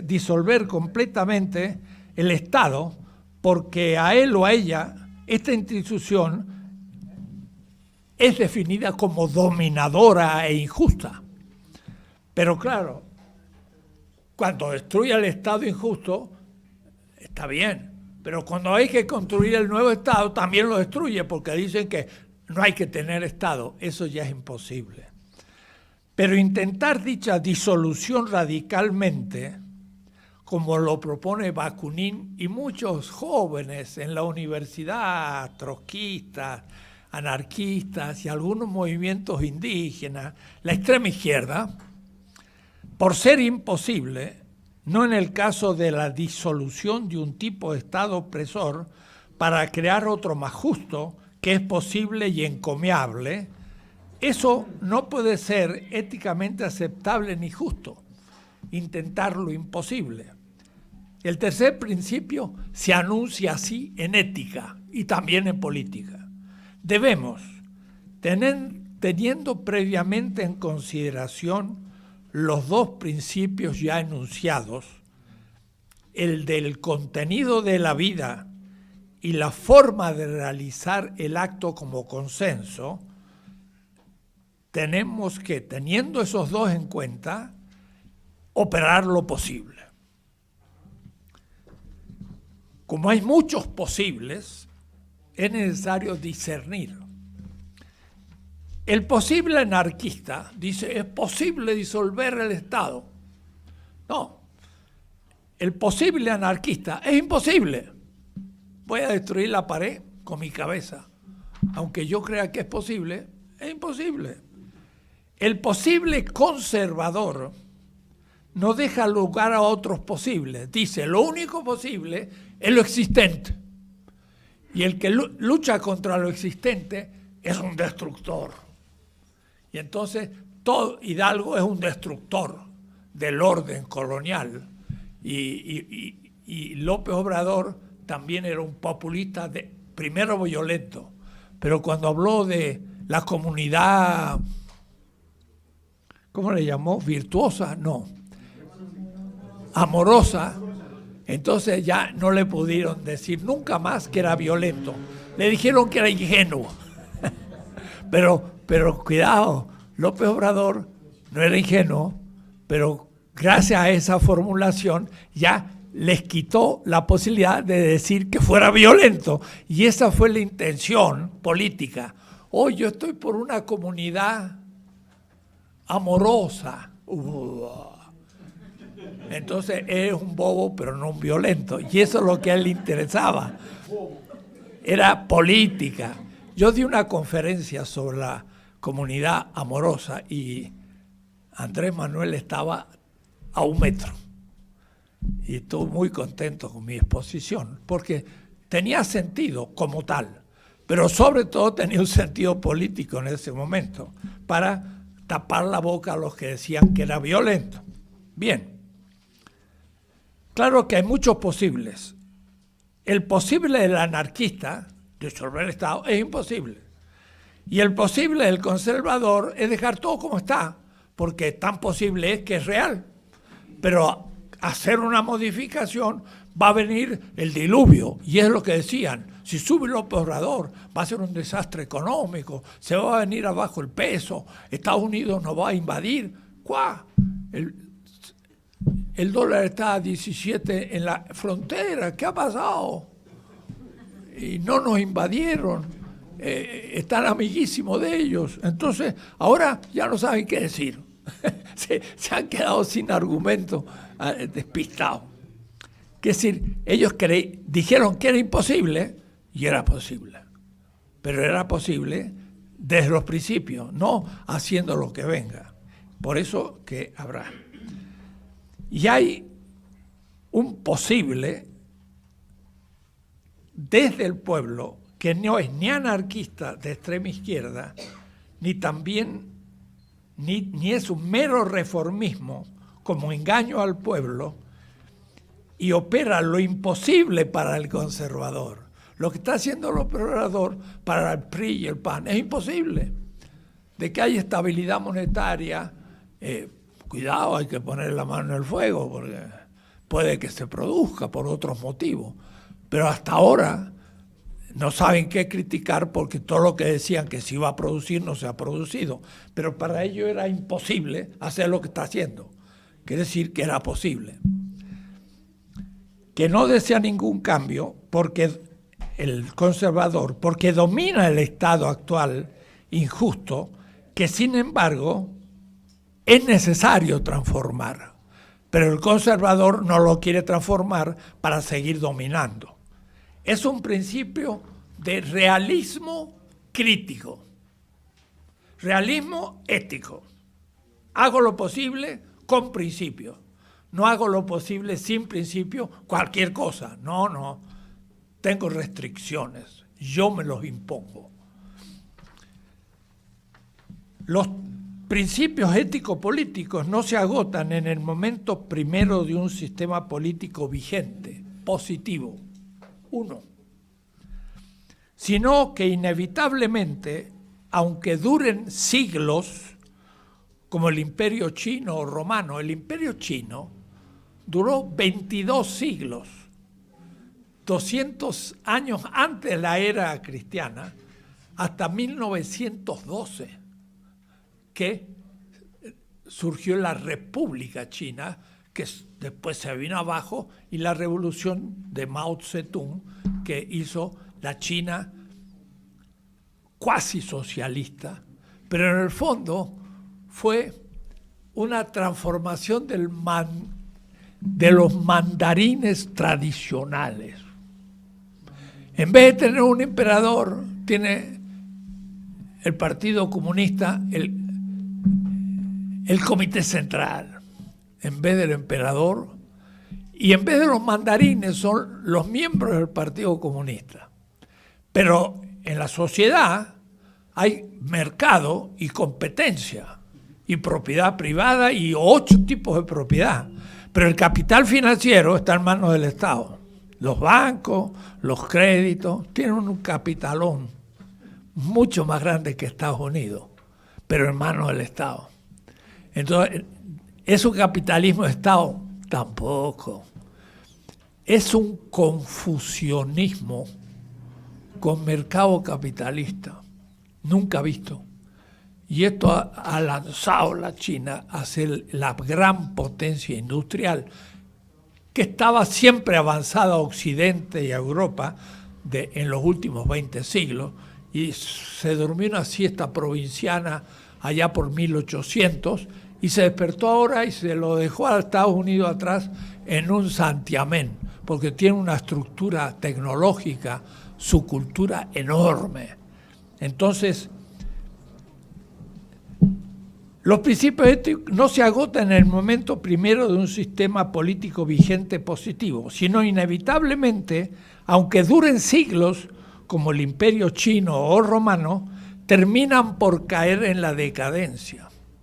Pero claro, el imperio chino cayó en decadencia en el pleno siglo XX, pero este sistema actual va a durar mucho tiempo. Y Estados Unidos, pues, se fundó en 1776, tuvo hegemonía mundial en la Segunda Guerra Mundial y ya la ha perdido. Estados Unidos está en decadencia y no tiene más hegemonía, y está dando los bocanadas de ahogado. Y Trump dice first, America first, Estados Unidos primero, pero se lo cree él, ya no es primero, ya es segundo. Hasta en las armas atómicas se ha atrasado, y en la industria también. Y entonces Estados Unidos afronta ya una situación complicada. En el corto plazo, las 3 primeras transformaciones del 1810 de Juárez y de la Revolución Mexicana, de las que hemos hablado, también llegaron a su término, a su decadencia, a su momento en el que la dominación se adueña del sistema político, falto de capacidad para superar las injusticias que han devenido elementos constitutivos del sistema. Eso ya en el peñismo gritaba al cielo, y la gente dijo, basta. Por fin dijo, basta. Yo veía a la gente, la cara que tenía cuando iba a votar el papá, la mamá, y hasta los niños de 4 años iban a votar. Todos estaban muy entusiastas, ¿no? Porque dicen, ahora vamos a poner un voto. Así, la Nueva España de la época de los Borbones pasó a una primera transformación liderada en sus momentos por Miguel Hidalgo y otros héroes. En esa etapa, los 3 principios éticos enunciados cobraron ahora una fisonomía negativa. Había que destruir el orden virreinal, colonial, dependiente de España. Era el segundo momento. Crítica y hasta destructora, y habrá que superar el orden colonial novohispano para fundar un nuevo orden, el Estado mexicano republicano, que es el 3. Entonces, hay que ver muy bien dónde nos encontramos en esa diacronía. Estamos en el 3 ahora. Debemos situarnos ahora no desde la normalidad de un orden político vigente, sino intentar pensar lo que enunciaba el filósofo judío Hermann Cohen de Marburgo, que escribió. Miren qué cosa escribió, qué bonito. Yo estaba en Marburg y saqué un libro en alemán y leí este texto. El método consiste en situarse en el lugar de los pobres, de las víctimas, y desde allí intentar efectuar un diagnóstico de las enfermedades del Estado. Si yo me sitúo en Polanco, veo un México. Si voy a Iztapalapa, veo otro México. Hay que situarse entre los pobres. Y ahí yo veo la enfermedad, la patología del Estado. Y veo qué es lo que hay que hacer para curar. Entonces hay que ponerse en el lugar de los pobres. Y se dijo, primero los pobres. No hay que olvidarlo, por ahí lo olvidamos. Allá últimamente no lo he escuchado tanto. Hay que decir primero los pobres, porque desde ahí es que tengo que, al solucionar el problema de los pobres, soluciona el problema de todo el sistema, no solo de los pobres. Y entonces eso es la ética, la existencia de la defensa y la sobrevivencia de los pobres, de las víctimas, justificará aún la lucha hasta armada de nuestros héroes de la primera transformación como Hidalgo. Claro, hablar de lucha armada hoy se me ponen los pelos de punta a algunos. Digo, bueno, no hablemos de la actual. Hidalgo usó las armas, hizo una revolución armada. Sí, entonces no es tan mala. El asunto es que sea oportuna y que se justifique éticamente. ¿Se puede justificar? Por supuesto. Me acuerdo que cuando surgió el zapatismo y guerrillero, fue la última revolución foquista y se terminó el foquismo, Octavio Paz escribió un artículo en La Jornada contra la violencia y contra el zapatismo. Dijo, la violencia es mala. Octavio Paz es un gran escritor y un mal pensador. ¿Cómo va a decir que la lucha armada es patológica, es una enfermedad, si Hidalgo la hizo? Si Juárez la hizo, si la Revolución Mexicana la hizo. No, esas fueron buenas. ¿Cómo justifica usted que era bueno la lucha armada de Hidalgo? Esos principios le permiten también decir que los guerrilleros de Guerrero también eran justos, que fueron vencidos porque no era quizás todavía el momento oportuno. Pero no me van a decir. Los españoles que luchaban para continuar la dominación que se instauró en la agresión perversa y genocida de la conquista, no tienen ningún principio ético que justifique su acción armada y por ello se trata de una guerra injusta. Y por eso Bartolomé Las Casas condenó como un pecado la conquista. Eso hay que ponerlo capítulo primero de la reforma educativa, y en vez de poner estupideces de que si hay que evaluar a los maestros o no evaluar, eso es politiquería. Hay que cambiar el contenido de la enseñanza para crear otra subjetividad. Pero no, están con cuestiones administrativas estos burócratas. No estoy hablando del peñismo, estoy hablando ahora del secretario de Educación, que es un peñista disfrazado. Bueno, mientras que si en nombre de la vida de las víctimas inocentes se destruye la causa de la muerte, el colonialismo moderno que sufría Nueva España, por ejemplo, es ética y políticamente justificable. La lucha armada de Hidalgo es justificable. Afirmar la vida de los oprimidos eventualmente exige destruir el orden político que los oprime. Y si ellos tienen armas, a veces hay que usarlas. Pero usarlas innecesariamente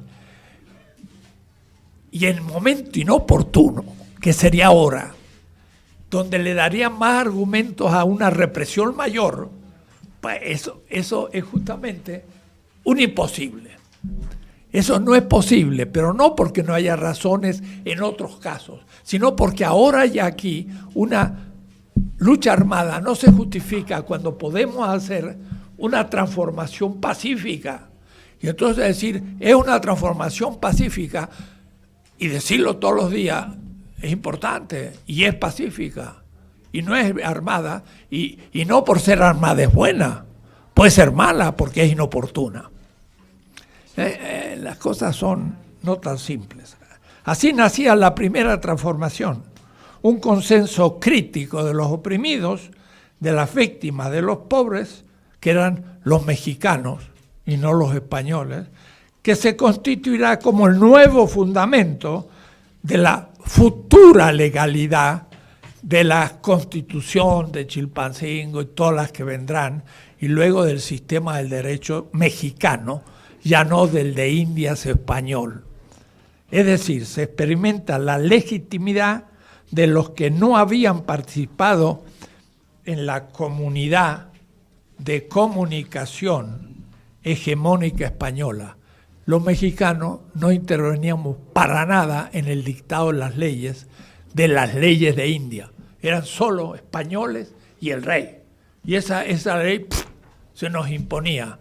Entonces Hidalgo se levantó contra la ley y surgió en uno, se levantó en dos, para en tres hacer una nueva ley. Es una transformación en la ley. Yo hago una filosofía desde hace 50 años. Se llama filosofía de la liberación. Yo digo, yo no trabajo los temas filosóficos del sistema dado, sino que yo trabajo cómo nacen los nuevos sistemas de la historia. Entonces he trabajado 50 años para decirle esto que estoy diciendo. No es unos meses, son más de 50 libros, miles de hojas y miles de horas de trabajo. Ahora tengo razones, y que venga un profesor de Harvard, de Berlín, de Yale o donde sea, y lo puedo destruir con argumentos, porque he sido profesor en Harvard. He dado clase en París como profesor. Tengo una lista como de 30 universidades en Estados Unidos y en Europa, y en Sudáfrica, y en la India, y en la China, y en Filipinas. He dado cursos en todo el mundo. A veces los miro a ustedes, pero miro a todos esos ausentes, y lo que digo es válido para un hindú, es válido para un chino, es válido para un afro de Sudáfrica, es válido para un árabe en Marruecos, porque he dado conferencias en 500 intelectuales islámicos en Rabat, y cuando terminé mi conferencia se pararon y aplaudieron, árabes, islámicos. Ahora, eso supone que ahora puedo hablar y que me ofrezco a poder trabajar en dar fundamentación a una teoría de la cuarta transformación. Si la cuarta transformación no le interesa el tema, bueno, voy a estar muy tranquilo siguiendo mis publicaciones. Si le interesa, podríamos llegar a influenciar a cientos de miles de jóvenes con estas cosas, para que tengan claridad y el proceso sea irreversible, y no mañana elijan a un monigote como presidente, que puede ser, y volvemos a empezar como Brasil, Argentina y estos países que parecía que venía ya la luz y ya están en la tiniebla. Entonces, no solamente hay que explicar cómo surge lo nuevo, ahora es otro capítulo. ¿Cómo resurge lo antiguo? Y eso también hay que explicarlo. ¿Y para qué? Para poder hacerlo, usarlo como autocrítica anticipada, que no nos toque. Las causas por las que el Brasil ha retrocedido son las que tenemos que ahora atacar para nosotros no retroceder en el futuro. Quiere decir que además de los tres momentos, hay otro, que es cómo es que se produce el retroceso político en la historia. Cómo del nuevo sistema se vuelve el antiguo. Todos los días. Y entonces hay que tener claridad, porque hay culpables y hay una lógica y hay errores cometidos aún de los que triunfan. Me pasé 10 minutos, estoy entusiasmado, como ustedes ven, entonces seguimos.